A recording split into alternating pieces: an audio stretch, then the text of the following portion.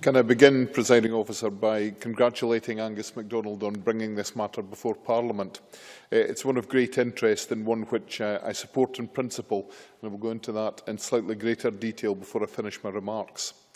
I'd also like to thank Kenny McCaskill for reminding us that, in the light-hearted terms certainly, that the crossing of the North Sea by ship is something which has been happening for a good 1,200 years, and the Scandinavians were not always as friendly then as they are today.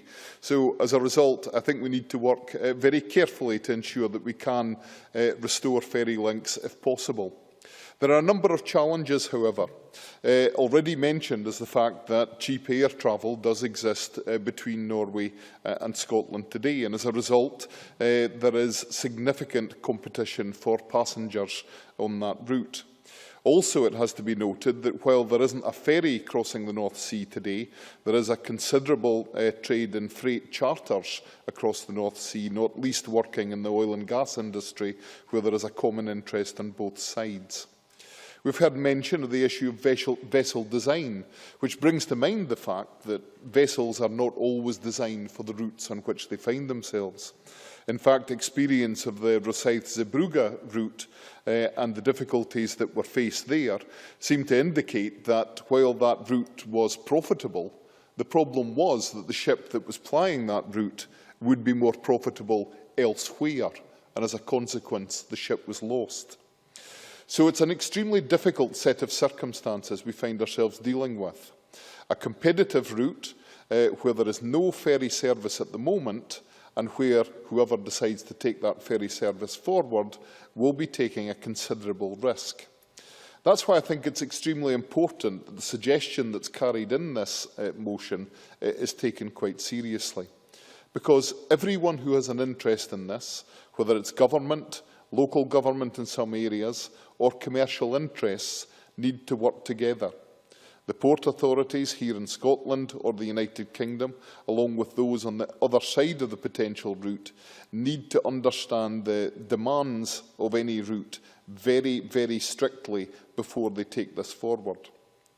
I think it will also require the government here in Scotland, if the route is to be run from here, to interpret the European rules on competition and subsidy to ensure that where money can be made available to underpin such a service, it's done so on a limited scale, one which assists any operator to avoid the fluctuations of demand and cost, but one which ultimately will find its way past those European regulators, which is not always easy. There is a great deal to be achieved if we can achieve the objectives that have been set out in this motion.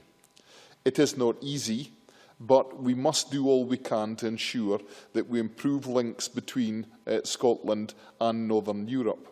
Because at the moment, those who wish to transport freight in particular across that in smaller quantities require to travel to the south of England and then drive back north again. That's a disaster if our objective is to reduce carbon dioxide emissions, but it's also a disaster if your objective is to transport goods competitively and sell them in another market. It's important to remember that it is perhaps equally important, if not more important, to the economy of those countries on the other side of the North Sea to be able to link into the UK economy. Because those who have relied on easier access into Central Europe will fast be realising that the UK is the fastest growing part of the European economy, and that is where their markets may expand in future if markets are lost in Germany and other Central European nations. So for that reason, I think this is an opportune moment for us to be discussing the possibility of ferry services across the North Sea once again. If we all work together, and this gets a fair wind, no pun intended, I think we can actually achieve something. So now's the time to talk about it. Let's get together and have these discussions.